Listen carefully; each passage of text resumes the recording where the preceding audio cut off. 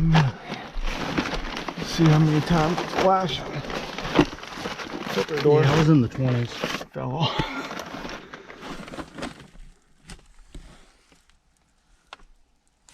Huh. Well, it's definitely not. Oh, that's crystal. It's not. Is it clean? Yeah, it's brand new. Yep. Well, let's see what's going on.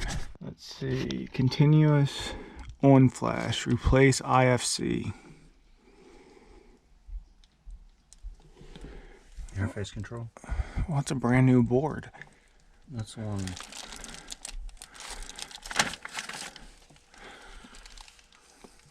There's a burn mark behind it, but I think that's from last time.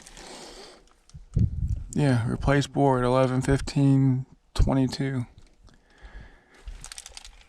Yeah, I was here. Yeah, that's where I had that. Uh-oh. Yeah, there was a lot of those. It was late.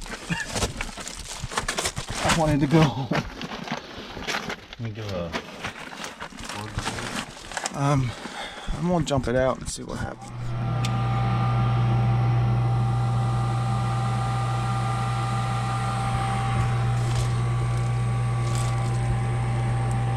Igniter's glowing.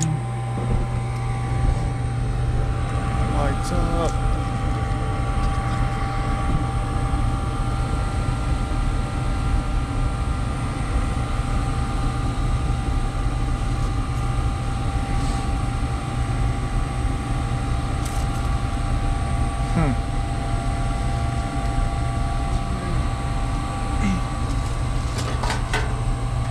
Very strange.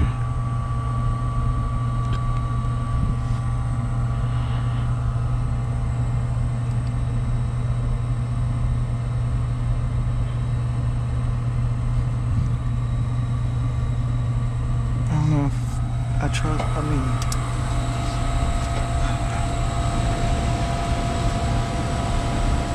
I don't know why it wouldn't either.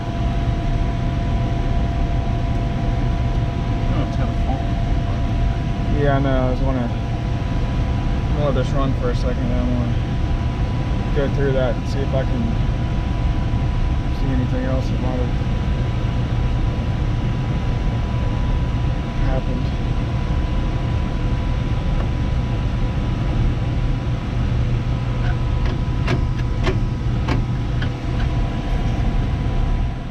Let's see if.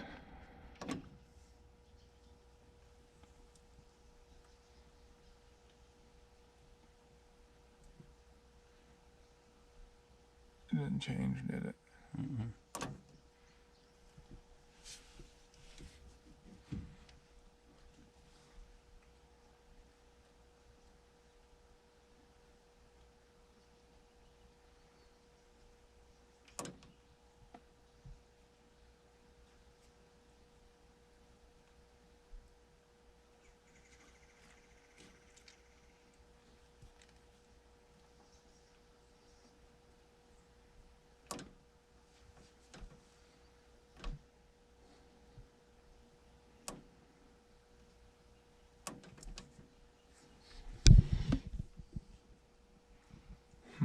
No faults. Nope. So, I guess let's flip the power off and pull that board off of there and take a look at it.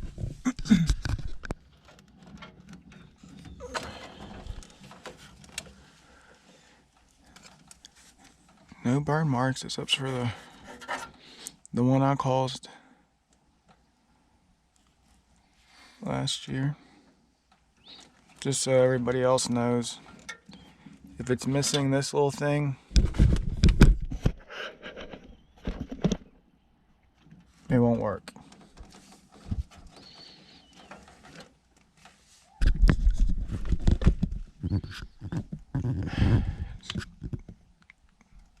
A hard time believing the board's already bad. But I mean, it should be under warranty. I would think it's less than a year old.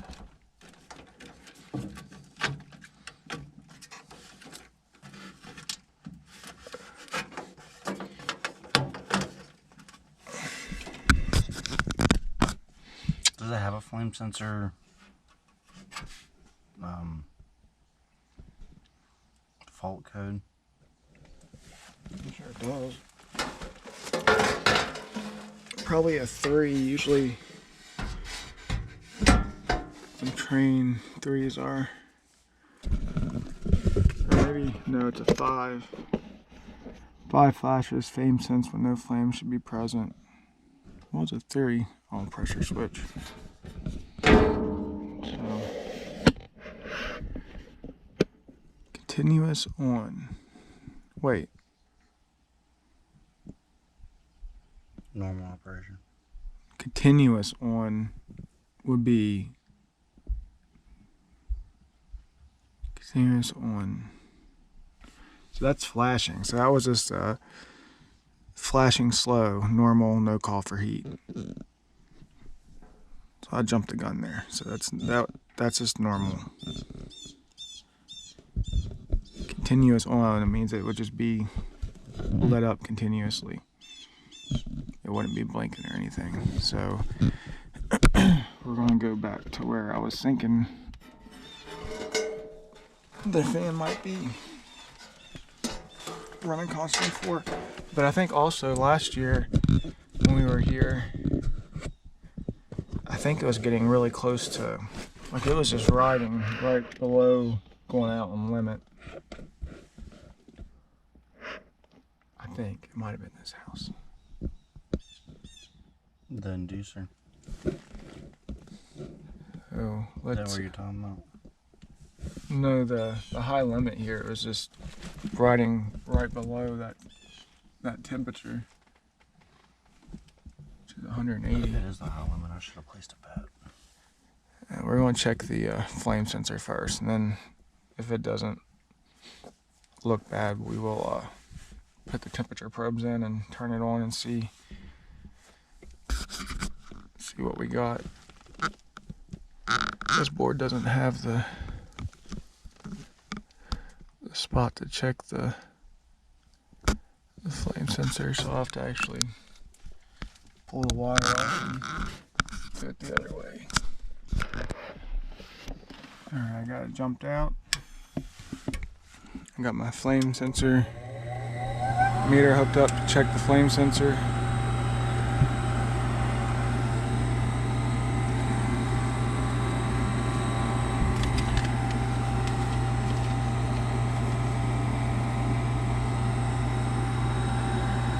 It looks dirty, but we'll see.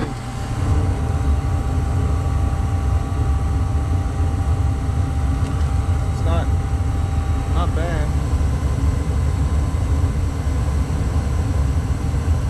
Right around where you would normally see it.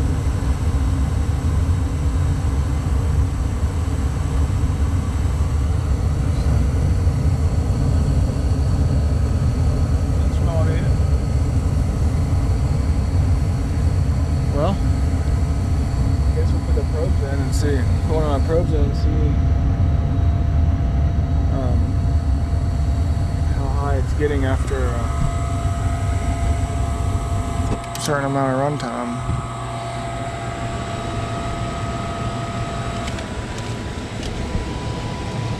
That is an original capacitor for that blower. I wonder if maybe the blower is not. Well, you're saying the blower's running all the time. I guess it could be running slow. I don't know. We'll put one of my probes in and see what happens.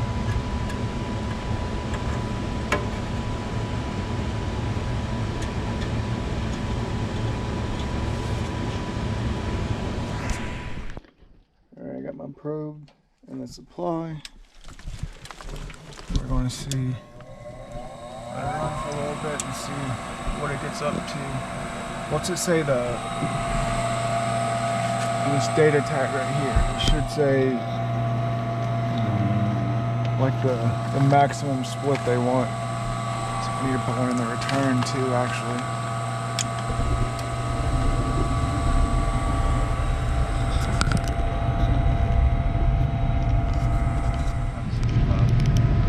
To 65. We got one in the return. The other one's in the supply. And we're gonna see what we get to. The high limit is 180. Get that on there.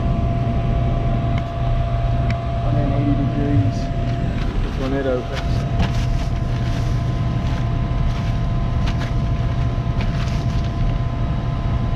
We could have a dirty secondary heat exchanger, a dirty coil.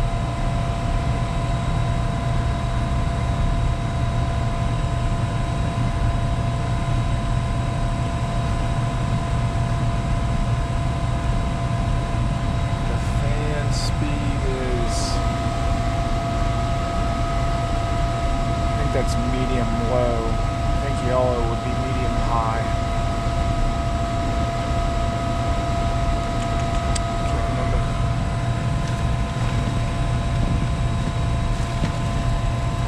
So we're already at 50 degrees, 116 supply temperature. Let it run for a little bit and see what happens.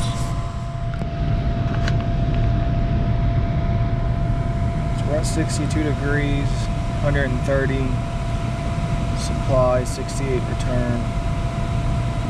And we've only been running for a couple minutes.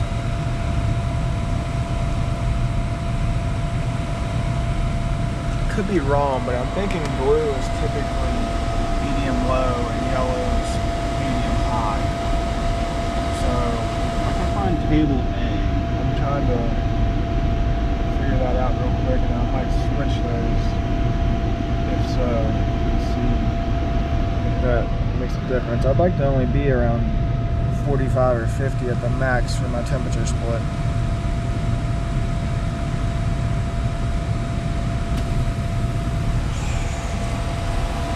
Turn that off. It doesn't have a drain on it. That should have been off. I turned that off last year. All the way off? Huh. Well, we need to unhook it then. That's where this water is coming from. I'm trying to figure out where the water was coming from.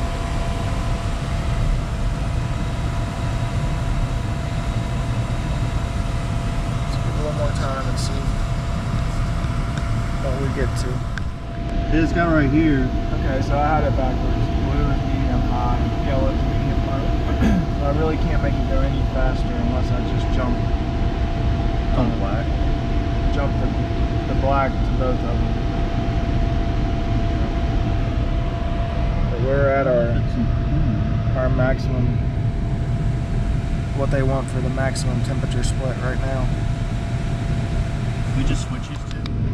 Well, we've been hovering right around 136 degrees.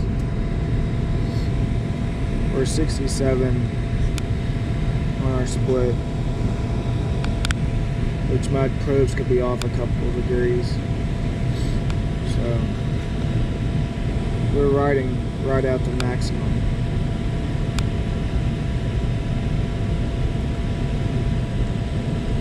So far I'm not seeing anything that would cause the fan to run constantly. All of this for a bad thermostat. We're really not budging. We're staying right around the same spot. So I'm going to turn it off and then turn it on at the thermostat and see what happens. Alright, so I have it on. It should be going to cool down cycle. We're still at 27 volts going to the fan. Go ahead and come back under here. Okay. Don't turn it on heat. Yeah, everything's on it. Alright. So, if you look right here, this is our fan. So, this yellow wire is actually going to be coming from that stat for the humidifier. So we're gonna go over to that.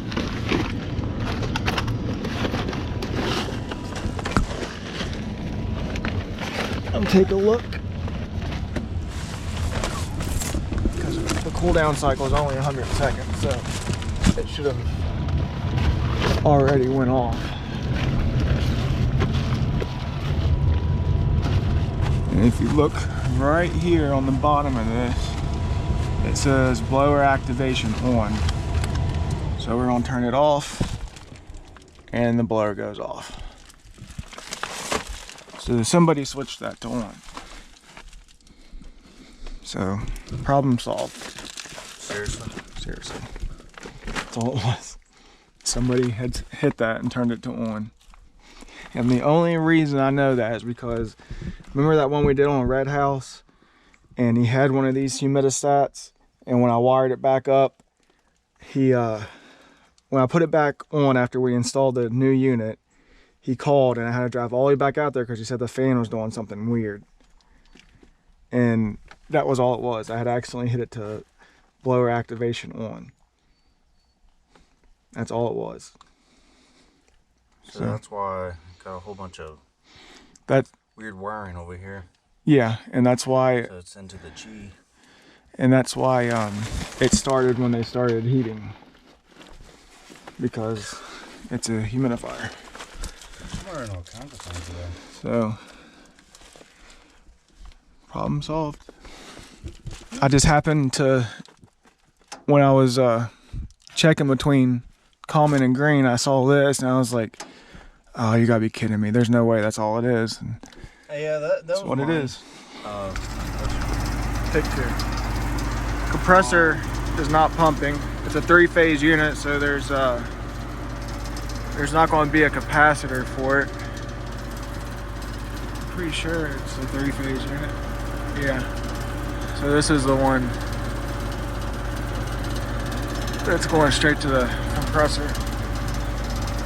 Now let's turn it off and see what it looks like down in here.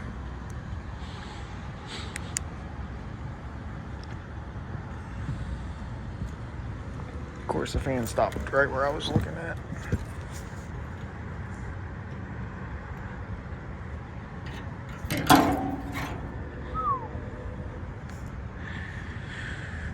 I don't see anything broke down there, but just for shits and giggles, let's take the top off and check the compressor.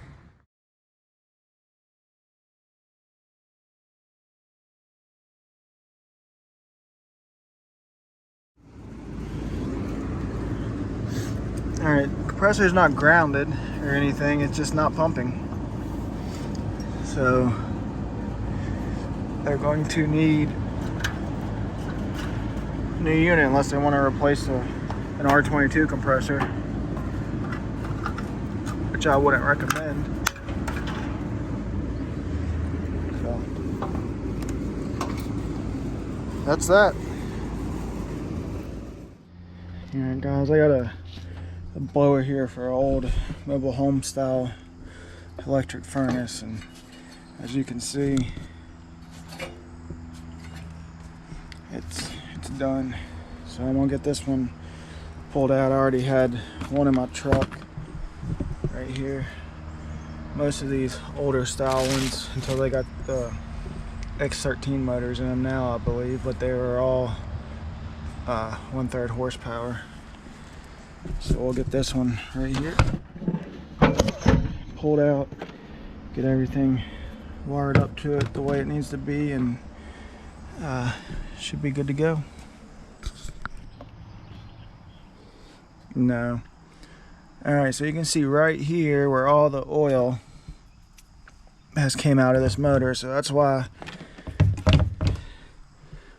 it doesn't want to spin. It's just covered in oil. I got getting the new wire, or the new motor, hooked up to this wiring harness.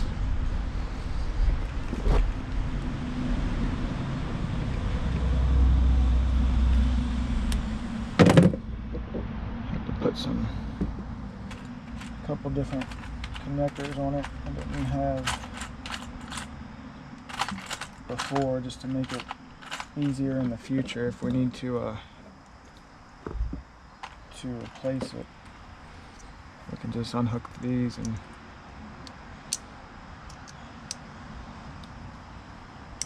go on about our day instead of cutting this wiring harness down more and more every time.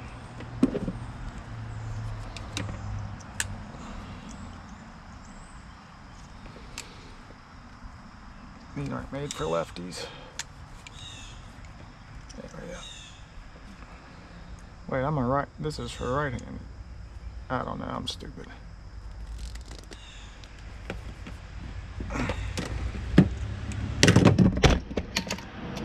Oops.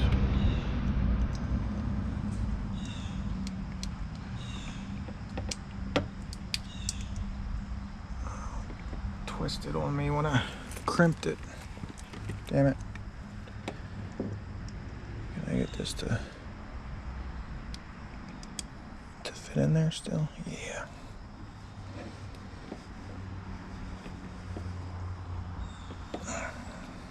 Yeah, we're good. Okay, so I got the wiring harness part done.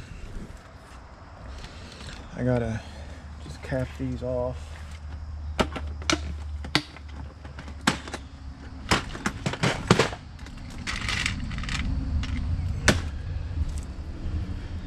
Because they're not being used.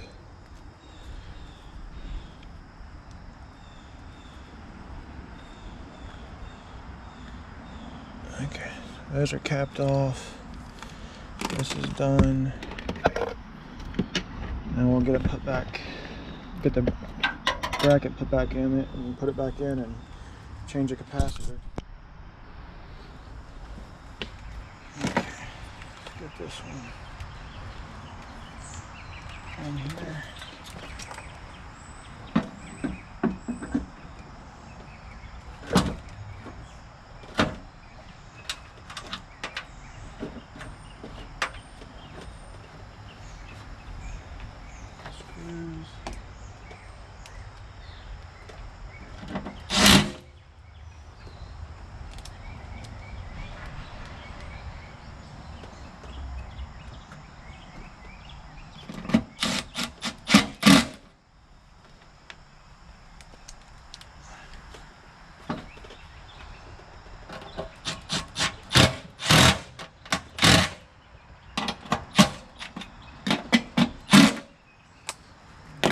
That in, our ground wire back where it goes is right here.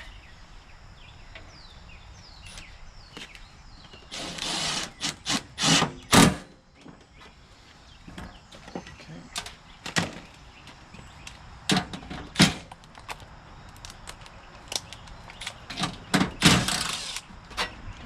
This capacitor. Got a good USA made capacitor in.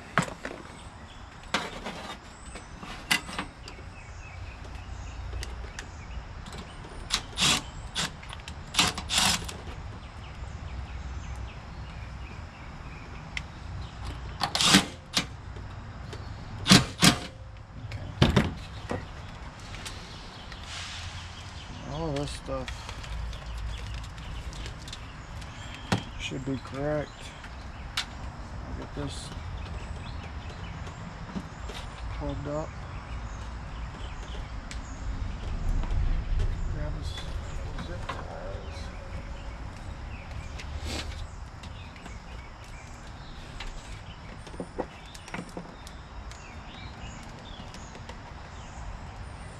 Make it look nice and pretty.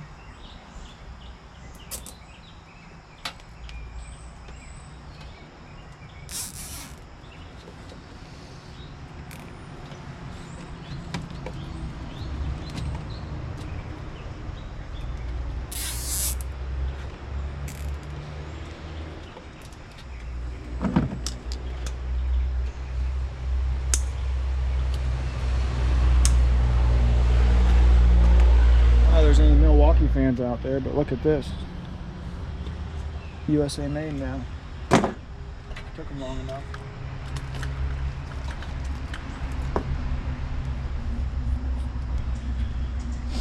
Pretty confident that these are right. So, always drop a little bit of tape around them.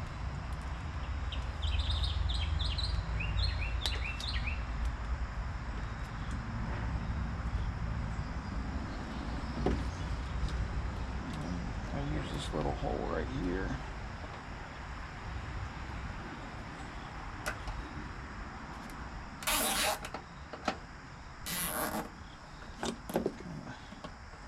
Hold it in place there. A whole roll of tape. Alright, and then you want to get the well set back like it's supposed to be.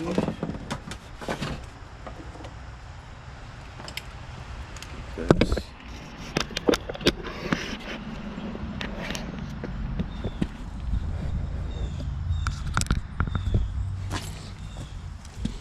So there's this flat spot right here on the well. Right there's where I want to be. You want to get the set screw lined up with that.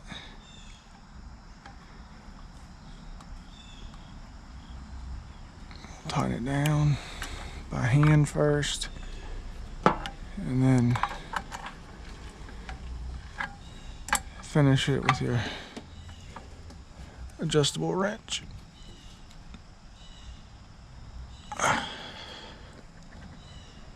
And that's how it should spin freely.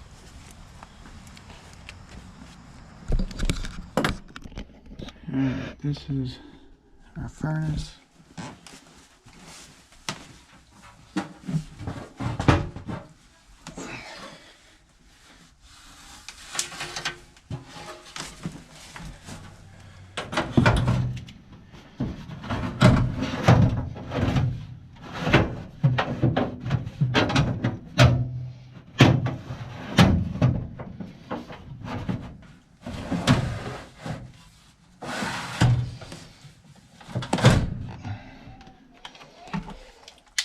Easy as that. Put a couple screws in it.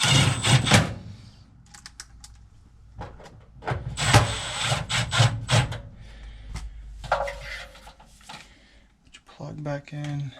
This is just for heating, so. Put your two wires back together.